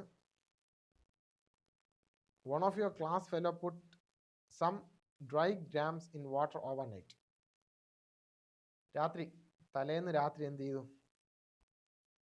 നിങ്ങളുടെ ക്ലാസ്സിലുള്ള ഒരു പയ്യൻ തലേന്ന് രാത്രി ഒരു ഡ്രൈ ഗ്രാംസ്, കുറച്ച് ഗ്രാംസ് എന്നാൽ എന്തായിരിക്കും? ഒരു പയർ വർഗ്ഗത്തിൽപ്പെട്ട എന്തെങ്കിലും ഒരു സംഭവം ഡ്രൈ ആയിട്ടുള്ളത് വെള്ളത്തിലിട്ടു. പിറ്റേന്ന് എണീച്ചപ്പോഴോ നല്ല വീർത്തിരിക്കുന്നു എല്ലാം. എന്താണ് ആ ഫിനോമിനെ പറയുന്ന പേര്? ഓപ്ഷൻസ് ഉണ്ട്. Osmosis, inhibition, plasmolysis, diffusion. ഇതിലേതായിരിക്കും? ഓസ്മോസിസ് പറയാനായിരിക്കും ചാൻസ് അല്ലേ? പക്ഷേ ഓസ്മോസിസ് അല്ല, കാരണം അവിടെ സെമി പെർമിയബിൾ മെംബ്രെയിൻ ഇല്ലല്ലോ. ഓക്കെ, അപ്പം അടുത്ത പ്ലാസ്മോലൈസിസ് ആണോ? അല്ല, കാരണം പ്ലാസ്മോലൈസിസ് ലൈസിസ് ആണ്. ലൈസിസ് എന്ന് പറഞ്ഞാൽ ബ്രേക്ക് ഡൗൺ ആണ്. അപ്പോൾ എന്തോ അവിടെ പൊളിയുന്നതാണ് നമ്മൾ പറയേണ്ടത്. ഡിഫ്യൂഷൻ ആണെങ്കിലോ അത് കൂടുതലുള്ളതിൽ നിന്ന് കുറച്ചുള്ളതിലേക്കാണ്. പക്ഷേ സ്വെല്ലാവുന്നതൊന്നും നമ്മൾ കേട്ടിട്ടില്ല. അപ്പോൾ നമുക്കൊന്ന് ജസ്റ്റ് നോക്കാം. ഇൻഹിബിഷൻ നമുക്ക് ആദ്യമേ നോക്കാം, കാരണം നമുക്ക് അതാണ് നമ്മൾ ഇതുവരെ ചർച്ച ചെയ്യാത്തത്. This is a process by which dry substances, particularly dry seeds or dry porous materials like gram, പോറുള്ള മെറ്റീരിയൽസ്, അതായത് ചെറുതായിട്ടെങ്കിലും ദ്വാരമുള്ള മെറ്റീരിയൽസ്. ഈ ഗ്രാമിനൊക്കെ ചെറുതായിട്ട് ദ്വാരമുണ്ട്, കാരണം അതുവഴിയാണല്ലോ സ്പ്രൗട്ടിങ് നടക്കുന്നത്, വളർച്ച ഉണ്ടാകുന്നത്. അപ്പോൾ അതുവഴി വാട്ടർ അകത്തേക്ക് എടുക്കുകയും വീർക്കുകയും ഒക്കെ ചെയ്യുന്ന ആ ഒരു പ്രോസസ്സ് നടക്കുന്നതിന് പറയുന്ന പേരാണ് എന്ത്? Imbibition. It occurs due to the ability of dry material to absorb water by capillary action. Capillary action വഴി, കാപ്പിലറി ആക്ഷൻ എന്ന് പറഞ്ഞാൽ എന്താണ്? കാപ്പിലറി ട്യൂബ് വഴിയുള്ള ആക്ഷൻ. ഇങ്ങനെ ഇത്രയും ചെറുതാകുമ്പോഴേക്ക് ഓട്ടോമാറ്റിക്കലി വെള്ളം മുകളിലോട്ട് കയറും എന്നുള്ളതാണ് കാപ്പിലറി ആക്ഷൻ്റെ പ്രത്യേകത. അത് ഫിസിക്സിൽ നിങ്ങൾ പഠിച്ച് കാണും.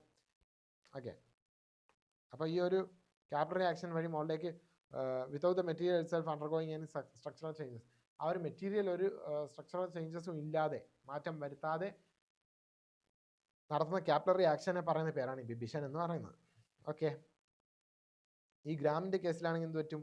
Right side take in water through the micropyle. ആ സീഡ് കോട്ടിൽ കാണപ്പെടുന്ന ഞാൻ പറഞ്ഞ കണക്ക് സ്പ്രൗട്ടിങ്ങിനെ സഹായിക്കുന്ന ആ ഒരു ഏരിയയിൽ നിന്ന് വെള്ളം അകത്തേക്ക് എടുക്കുന്നു. എന്നിട്ട് സീഡ് വീർക്കുന്നു. കുറച്ച് വലുതാവുന്ന അനുസരിച്ച് എന്ത് ചെയ്യും? സോഫ്റ്റ് ആവും സീഡ്. അതാണ് ജെർമിനേഷൻ ഓഫ് സീഡ്സിനെ ഉൾപ്പെടെ സഹായിക്കുന്ന ഇംബിബിഷൻ എന്ന് പറയുന്ന പ്രോസസ്സ് എന്ന്.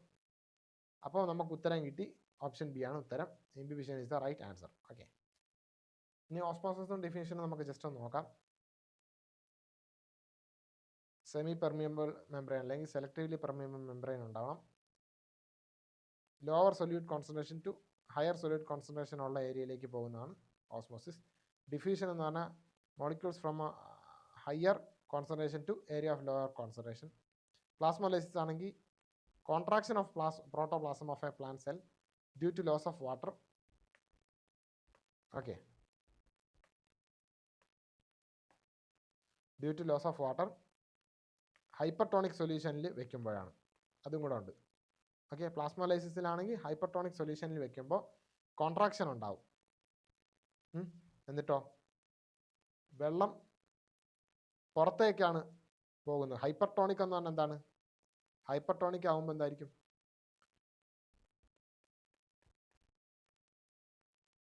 Hypertonic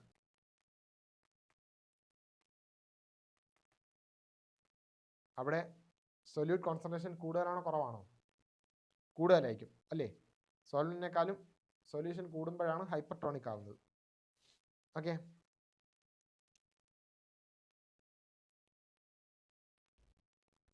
plasmolysis is not the process occurring when dry gram swells in water. Instead, it is more relevant in situations where cells lose water.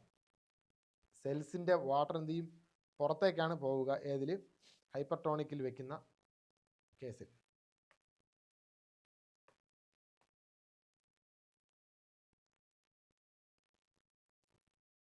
Okay, അടുത്ത question ഒരു drawing ആണ്. ഒരു diagram വരയ്ക്കാനാണ് ചോദിച്ചിരിക്കുന്നത്. 2 മാർക്കിനായിട്ട് ചോദിക്കപ്പെട്ടിട്ടുള്ള ക്വസ്റ്റ്യൻ ആണ് previous ഇയറിൽ. Draw and neat and labelled diagram of an open stomata in A dicot plant. Open ആയിട്ടുള്ള stomata, അത് dicot plant ആയിരിക്കണം. മോണോക്കോട്ട് ആണെങ്കിൽ ഡംബിൾ ഷേപ്ഡ് ആണ്. ഡൈക്കോട്ടിലാകുമ്പോൾ ബീൻ ഷേപ്ഡ് ആണ്. ബീൻ ഷേപ്പിൽ തന്നെ ഓപ്പൺ സ്റ്റൊമാറ്റ ആകുമ്പോഴേക്ക് അവിടെ അത് എന്താണ്? സ്വെല്ലാവുകയാണ് ചെയ്യുക. സ്വെല്ലാവുമ്പോഴാണ് ഈ ഒരു ഷേപ്പ് കിട്ടുന്നത്. ഏതിന്? സ്റ്റൊമാറ്റയ്ക്ക്. ഗോഡ് സെൽസ് എല്ലാം സ്വെല്ലാവുകയാണ് ചെയ്യുക. അപ്പോൾ ഈ ഒരു ഓപ്പണിങ് സ്റ്റൊമാറ്റൽ പോർ എന്ന് പറഞ്ഞാൽ ആ ഒരു സ്റ്റൊമാറ്റ എന്ന് നമ്മൾ പറയുന്ന ആ ഒരു ഓപ്പണിങ് എന്ത് ചെയ്യും? സിംഗിൾ ആകുമ്പോൾ സ്റ്റോമ എന്നാണ്, ഡുവലാകുമ്പോൾ അല്ലെങ്കിൽ പ്ലൂരലാകുമ്പോൾ സ്റ്റൊമാറ്റ ആണ്. സ്റ്റൊമാറ്റൽ ഓപ്പണിങ് ഓപ്പൺ ആവും. പിന്നെ അതുപോലെ റിലാക്സ് ആകുമ്പോൾ ഗോഡ് സെൽസ് റിലാക്സ് ആകുമ്പോഴേക്ക് അടയും. ഇതാണ് just a brief about diagrammatic representation of stomatal opening and closing. രണ്ടും കൊടുത്തിട്ടുണ്ട് കേട്ടോ. പിന്നെ ഇതാണ് നമ്മുടെ ഗോഡ് സെൽസിൻ്റെ ചുറ്റും കാണുന്നത് സബ്സിഡിയറി സെൽസ് എന്ന് പറയും. പിന്നെ എപ്പിഡെർമിസ് എല്ലാം ഉണ്ട്. അടുത്തത് write the 4 main characteristics of phylum കോഡേറ്റ. ഫൈലം കോഡേറ്റയുടെ 4 മെയിൻ ക്യാരക്ടറിസ്റ്റിക്സ് ഫീച്ചർ എഴുതാനാണ്. ഫൈലം കോഡേറ്റ എന്ന് പറഞ്ഞാൽ എന്താണ്? ഫൈലം കോഡേറ്റ എന്ന് പറയുമ്പോൾ നോട്ടോകോഡുള്ള ആ ഒരു കാറ്റഗറി ഓഫ് ഓർഗാനിസംസ് ആണ് ഫൈലം കോഡേറ്റ. അപ്പം ഒന്നാമത്തെ ക്യാരക്ടറിസ്റ്റിക് ഫീച്ചർ നോട്ടോകോഡുണ്ട്. രണ്ടാമത്തത് അതിനെ ചുറ്റുപറ്റി തന്നെ ഡോസൽ നെർവ് കോഡുണ്ട്. പിന്നെ ഫരീഞ്ചൽ ഗിൽ സ്ലിറ്റ്സ് ഉണ്ട് അല്ലേ? പിന്നെ പോസ്റ്റ് ഏനൽ ടെയിലുണ്ട്. ഈ 4 ഫീച്ചേഴ്സ് എഴുതി കഴിഞ്ഞാൽ നിങ്ങൾക്ക് ഇതിനുള്ള കൃത്യമായിട്ടുള്ള മാർക്ക് കിട്ടിയിരിക്കും. നെക്സ്റ്റ് വൺ, കോൺട്രക്ടീസ് ഓസ്റ്റിക്ടീസ് തമ്മിലുള്ള വ്യത്യാസം. Bony fish and cartilaginous fish. അപ്പോൾ എന്തായിരിക്കും വ്യത്യാസം? സ്വാഭാവികമായിട്ട് സ്കെൽറ്റൽ കോമ്പോസിഷൻ തന്നെയാണ് വ്യത്യാസം. ബോണി ഫിഷിലാണെങ്കിൽ ബോൺസ് ആണ്, harden matrix of calcium phosphate ഒക്കെയാണ് അതിൽ കാണപ്പെടുക. സ്കെലിറ്റൻ കോൺട്രക്ടീസിലാണെങ്കിലോ കാർട്ടിലേജ് ആണ്, ഫ്ലെക്സിബിൾ ആണ്, ലൈറ്റ് വെയിറ്റ് ആണ്, connective tissue that lacks a bony matrix, more flexible than bony fish. പിന്നെ അതിൻ്റെ എക്സാമ്പിൾസ് ചോദിച്ചിട്ടുണ്ട്. ഷാക്സ് ആണ് ഏറ്റവും ബെസ്റ്റ് എക്സാമ്പിൾ ഫോർ കോൺട്രക്ടീസ് അല്ലെങ്കിൽ കാർട്ടിലേജിനസ് ഫിഷ്. പിന്നെ റൈസും നമുക്ക് പറയാം. പിന്നെ ഓസ്റ്റിക്ടീസിലാണെങ്കിൽ salmon, tuna, perch, angel fish ഒക്കെയാണല്ലോ. പിന്നെ ഇതിൽ മൂന്നാമത്തെ ഒരു ക്വസ്റ്റ്യൻ എന്ന് പറയുന്നത് write the scientific names of the following. 2 ഓർഗാനിസത്തിൻ്റെ കോമൺ നെയിം കൊടുത്തിട്ടുണ്ട്, അതിൻ്റെ സയൻറ്റിഫിക് നെയിം നമ്മൾ എഴുതണം. ഓക്കെ, എന്തായിരിക്കും? ടേപ്പ് വോം എന്ന് പറഞ്ഞാൽ ടീനിയ സോലിയം അറിയാമല്ലോ. മോസ് പ്ലാന്റിന് നമുക്ക് കുറേ ടൈപ്പ് മോസസ് ഉണ്ട്, അതുകൊണ്ടാണ് കോമൺ ഹെയർ ക്യാപ്പ് മോസിനെ നമ്മൾ വിളിക്കുന്ന പേര് പോളിട്രൈക്കം കമ്മ്യൂൺ എന്നാണ് scientific name. American tree moss ആണെങ്കിലോ സീമാസിയം അമേരിക്കാനം എന്നും പറയും. ഓക്കെ ആണല്ലോ.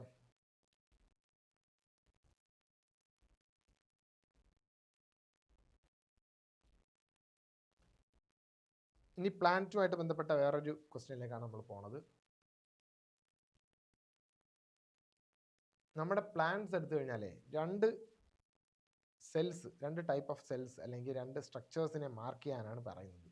ഒരു പ്ലാന്റിനെ എടുത്തു കഴിഞ്ഞാൽ എവിടെയാണെന്ന് നമ്മൾ മനസ്സിലാക്കിയിരിക്കാം. പെരിയാന്ത് അതുപോലെ ബുള്ളിഫോം സെൽസ്. പെരിയാന്ത് എവിടെ വരും, ബുള്ളിഫോം സെൽസ് എവിടെ വരും? പെരിയാന്ത് എന്ന് പറഞ്ഞാൽ എന്താണ്? Outer part of the flower that consist of calyx and corolla. കാലിക്സും കൊറോളയും വരുന്ന ആ ഒരു പാർട്ടാണ് പെരിയാന്ത് എന്ന് പറയുന്നത്. അപ്പം ഇപ്പം തന്നെ നമുക്ക് മനസ്സിലായി കാണും എവിടെ ആയിരിക്കും പെരിയാന്ത് സ്റ്റേ ചെയ്യുന്നത്. പിന്നെ റിപ്രൊഡക്റ്റീവ് സ്ട്രക്ചേഴ്സിനെ കവർ ചെയ്ത് പ്രൊട്ടക്റ്റ് ചെയ്ത് കാണപ്പെടും. പിന്നെ കാലിക്സിനെ കുറിച്ച് ചെറുതായിട്ട് കൊടുത്തിട്ടുണ്ട്, കൊറോളയെ കുറിച്ച് ചെറുതായിട്ട് കൊടുത്തിട്ടുണ്ട്. അറിയായിരിക്കുമല്ലോ. കാലിക്സ് എന്ന് പറഞ്ഞാൽ മറ്റേ ആ ഗ്രീൻ പാർട്ടാണ്. പിന്നെ കൊറോള എന്ന് പറഞ്ഞാൽ നമുക്ക് ആ ബ്യൂട്ടിഫുൾ ആയിട്ടുള്ള കളേർഡ് പാർട്സ് ആണ് അല്ലേ, ഇന്നർ വേൾഡ് ആണ് ഓഫ് പെരിയാന്ത്. ഓക്കെ, ഇത്രയേ ഉള്ളൂ, ജസ്റ്റ് ബ്രീഫ്. പിന്നെ ബുള്ളിഫോം സെൽസ് ആണെങ്കിൽ നമ്മുടെ ഔട്ടർ എപ്പിഡാമൽ സെൽസിൽ കാണപ്പെടുന്നതാണ്. സ്പെഷ്യലൈസ്ഡ് സെൽസ് ആണ്. പെർട്ടിക്കുലർലി ഇൻ ഗ്രാസസിൽ മോണോകോട്ട് പ്ലാന്റ്സിലാണ് കൂടുതൽ കാണപ്പെടുക, ഗ്രാസസിലാണ്. ബുള്ളിഫോം സെൽസ് എന്താണ്? Places rolling and unrolling of leaves. അതാണ് അവരുടെ മെയിൻ റോൾ എന്ന് പറയുന്നത്. They are involve in the adaptation of plants to changing എൻവയോൺമെന്റൽ conditions, helping in the regulation of water loss prevent ചെയ്യാനാണ് ആ ഫോൾഡിങ് അവർ നടത്തുന്നത്. Maintaining target pressure. നമുക്ക് ഇനി ലൊക്കേറ്റ് ചെയ്തൂടെ? ഏകദേശം നമുക്കൊരു ധാരണ കിട്ടി. ഇനി ലൊക്കേറ്റ് ചെയ്യാം. ഇതാണ്ട് ഇതൊരു ഫ്ലവർ ഇതാണെങ്കിൽ പെരിയാന്ത് കണ്ട, കാലിക്സും കൊറോളയും എല്ലാം കൂടെ ഉൾപ്പെടുത്തി പെരിയാന്തായി. ഇവിടെ ബുള്ളിഫോം സെൽസ് ആണെങ്കിൽ ലീഫ് കേളിംഗ്. ബുള്ളിഫോം സെൽസ് എവിടെയാണ്? ലീഫിൻ്റെ ഉണ്ടേക്കല്ലേ, ലീഫിൻ്റെ ഔട്ടർ എപ്പിഡെർമിസിൽ കാണപ്പെടുന്നതാണ് ബുള്ളിഫോം സെൽസ്. അതെ, ഇവിടെ നിങ്ങൾക്ക് കാണാം കണ്ട bulliform cells. This is what is bulliform cells. Okay, ഇതാണ് ഔട്ടർ എപ്പിഡെർമിസ് എങ്കിൽ ഇവിടെ കാണപ്പെടും. Okay, next one, which of the following is an example of Arachnida. Arachnida എന്ന് കേൾക്കുമ്പോഴേ നിങ്ങൾക്ക് എന്തായിരിക്കും ഓർമ്മ വരുന്നത്? ഫൈലം ഏതായിരിക്കും എന്നുള്ളതാണ്. ഇത് ക്ലാസ് ആണ് അല്ലേ, ക്ലാസ് അരാക്നിഡ. അപ്പോൾ അരാക്നിഡ ഏത് ഫൈലമാണെന്ന് അറിഞ്ഞു കഴിഞ്ഞാൽ ഇതിനുള്ള ഉത്തരമായി. ജസ്റ്റ് നമുക്ക് നോക്കാം. സെന്റിപീഡ് ഏത് ഫൈലമായിരിക്കും? നിരീസ് ഏത് ഫൈലമായിരിക്കും? കോക്രോച്ച് സ്പൈഡർ ഏത് ഫൈലമായിരിക്കും? കോക്രോച്ച് നമുക്കറിയാം, ആർത്രോപോഡാണ്, ഇൻസെക്ട് ഫൈലമാണ്. അപ്പോൾ നമുക്ക് ജസ്റ്റ് ബാക്കിയുള്ളത് നോക്കാം. Centipede phylum ആർത്രോപോഡാണ്. ഇൻസെക്ട്സ് ഉൾക്കൊള്ളുന്ന ഫൈലത്തിലാണ് സെന്റിപീഡ് വരുന്നത്, പക്ഷെ അത് ക്ലാസ് ചിലോപോഡയാണ്. സ്പൈഡർ ആണെങ്കിലോ ഫൈലം ആർത്രോപോഡയാണ്, പക്ഷേ ക്ലാസ് അരക്നിഡയാണ്. ഓക്കെ, നിരീസ് ആണെങ്കിൽ ഫൈലം ആർത്രോപോഡ അല്ല, അതായത് ഇൻസെക്ട് കൂട്ടായ്മയിലേ വരൂല, ആ ഫൈലത്തിലേ അല്ല. കോക്രോച്ച് ആണെങ്കിൽ ആർത്രോപോഡയാണ്, ക്ലാസ് ഇൻസെക്റ്റയാണ്. ഇതാണ് ശരിക്കുള്ള ഇൻസെക്റ്റ്. കോക്രോച്ച് മാത്രമാണ് ഇതിൽ ശരിക്കുള്ള ഇൻസെക്റ്റ്. ഓക്കെ, ബാക്കിയൊക്കെ എക്സെപ്റ്റ് നിരിസ്, ബാക്കിയെല്ലാം എന്താണ്? ആർത്രോപോഡാണ്. പക്ഷേ ആകെ നമുക്ക് അരക്നിഡ ആയിട്ട് ഇതിലുള്ളത് സ്പൈഡറാണ്. ആ സ്പൈഡറാണ് നമുക്കിവിടെ കറക്റ്റ് ആയിട്ടുള്ള ഉത്തരം. Okay, which is Arachnida? Spider is the Arachnida. Next one is expand the abbreviation. Short form ഇവിടെ തന്നിട്ടുണ്ട്. നമുക്ക് നേരത്തെ ഒരു ഷോർട്ട് ഫോം ഉണ്ടായിരുന്നു, CNG PNG അല്ലേ. അതുപോലെ ഇവിടെ അടുത്തൊരു ഷോർട്ട് ഫോമാണ് PEM. അതിൻ്റെ എക്സ്പാൻഷൻ എഴുതണം. പിന്നെ ഈ PEM വഴി ഉണ്ടാകുന്ന ഡിസീസിനെ കുറിച്ചും ജസ്റ്റ് ഒന്ന് പറയണം. ഒരു ഡിസീസ് പറഞ്ഞാൽ മതി. നമുക്ക് ജസ്റ്റ് നോക്കാം. പ്രോട്ടീൻ എനർജി മാൽ ന്യൂട്രീഷൻ കേട്ടിട്ടുണ്ടോ? പ്രോട്ടീൻ എനർജി മാൽ ന്യൂട്രീഷൻ എന്തായിരിക്കും? പ്രോട്ടീൻ്റെ ഡെഫിനിഷ്യൻസി അതായിരിക്കും അല്ലേ. നോക്കാം. is a condition where an individual's diet lacks adequate protein and calories. പ്രോട്ടീനും കാലറീസും, എനർജി എന്ന് പറഞ്ഞാൽ കാലറീസ് ആണ് കേട്ടോ. അതായത് പ്രോട്ടീനും കാലറീസും അഡിക്വേറ്റ് ആയിട്ട് വേണ്ടവോളം കിട്ടാതെ വരുന്ന ആ ഒരു ഡെഫിഷ്യൻസിയെ പറയുന്ന പേരാണ് എന്ത്? Protein energy malnutrition. ഈ കണ്ടീഷൻ എന്താണ്?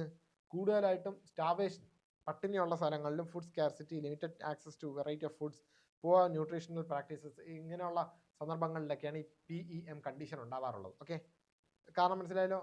കൂടുതലും പട്ടിണി അല്ലെങ്കിൽ നേരെയുള്ള ബാലൻസ് ഡയറ്റ് ഇല്ല, അങ്ങനെയൊക്കെ വരുമ്പോൾ, അല്ലെങ്കിൽ lack of proper nutritional practices അല്ലെങ്കിൽ അവൈലബിലിറ്റി ഇല്ലാതെയൊക്കെ വരും, പ്രോട്ടീൻ ഒന്നും നേരെ കിട്ടാതെ വരുമ്പോഴാണ് ഈ ഒരു സാഹചര്യം ഉണ്ടാകുന്നത്. കൂടുതൽ കാർബോ മാത്രമൊക്കെ കഴിക്കുമ്പോഴാണ് ഈ ഒരു സാഹചര്യം ഉണ്ടാകുന്നത്. അപ്പോൾ അത് ശ്രദ്ധിക്കുക. പിന്നെ ഇതുവഴി ഉണ്ടാകുന്ന ഡിസീസ് എന്നാണെങ്കിൽ നമുക്ക് ഏറ്റവും ഇമ്പോർട്ടൻ്റ്, ഏറ്റവും കോമൺ ആയിട്ട് പറയപ്പെടുന്നത് ക്വാഷൈക്കോർ എന്ന് പറയുന്നതാണ്. ഓക്കെ, kwashiorkor. This is associated with PEM, ക്വാഷൈക്കോർ.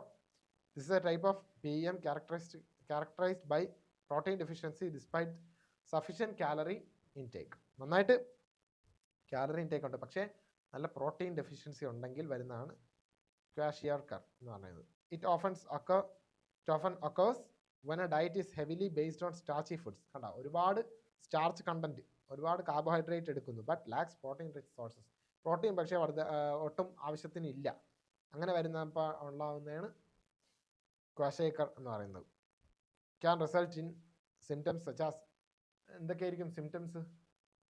ഇഡീമ, fluid retention leading to swelling, അതായത് നീർവീഴ്ച, അതാണ് ഇഡീമ എന്ന് പറയുന്നത്. പിന്നെ skin lesions, fatigue and impaired growth. Fatigue എന്ന് പറഞ്ഞാൽ അറിയാമല്ലോ. പിന്നെ അതുപോലെ ഇമ്പയർഡ് ഗ്രോത്ത്, വളർച്ച മുരടിപ്പ്, ഇതൊക്കെ സംഭവിക്കും. ഇതാണ് ക്വാഷൈക്കറിൻ്റെ സിംറ്റംസ് എന്ന് പറയുന്നത്. അടുത്ത മെറാസ്മസ് ആണ് അടുത്തൊരു ഡിസീസ്. ഒരെണ്ണം മാത്രമാണ് ചോദിച്ചാൽ, നമുക്ക് ജസ്റ്റ് ഒരെണ്ണം കൂടെ നോക്കാം. മെറാസ്മസ് എന്ന് പറയുമ്പോൾ severe deficiency in both calories and protein. ഇവിടെ കാലറീസ്, അതായത് കാർബോഹൈഡ്രേറ്റിൻ്റെ ഇൻടേക്കും കുറവ്, പ്രോട്ടീൻ ഇൻടേക്കും കുറവ് വന്നു കഴിഞ്ഞാൽ it often occurs in situations of prolonged starvation or inadequate intake of essential nutrients. ഇവിടെ വല്ലാതെ ഒരു നീണ്ടകാല പട്ടിണിയോ അല്ലെങ്കിൽ ആവശ്യമായിട്ടുള്ള എന്താ പറയുക ന്യൂട്രിയൻസ് ഇല്ലാത്ത ഒരു സാഹചര്യമോ ഉണ്ടായി കഴിഞ്ഞാൽ വരുന്നതാണ് ഈ മെറാസ്മസ് എന്ന് പറഞ്ഞ condition. Individuals with marasmus exhibit severe weight loss. ഭയങ്കരമായിട്ടുള്ള വെയിറ്റ് ഇല്ലായ്മ അല്ലെങ്കിൽ ഭാരം കുറച്ചിൽ അത് സംഭവിക്കും. അതുപോലെ മസിൽ വേസ്റ്റിംഗ്, പെട്ടെന്ന് മസിലില്ലായ്മ, മസ്കുലാർ ആയിട്ടുള്ള ബോഡി പെട്ടെന്ന് അതില്ലാതാവുക, മെലിഞ്ഞു പോവുക. ആൻഡ് ഓവറോൾ ബോഡി വീക്ക്നെസ്, പെട്ടെന്നുണ്ടാകുന്ന ശരീര തളർച്ചയെല്ലാം ഈ മാരാസ്മസ് വഴി ഉണ്ടാവാൻ ചാൻസ് ഉണ്ട്. ഓക്കെ, ഏകദേശം പാർട്ട് നമ്മൾ കവർ ചെയ്തിട്ടുണ്ട്. എന്തെങ്കിലും ഡൗട്ട്സോ കാര്യങ്ങളോ ഉണ്ടെങ്കിൽ ചോദിക്കാവുന്നതാണ്, കോൺടാക്റ്റ് ചെയ്യാവുന്നതാണ്. Will be there for you. Thank you. Have a nice day.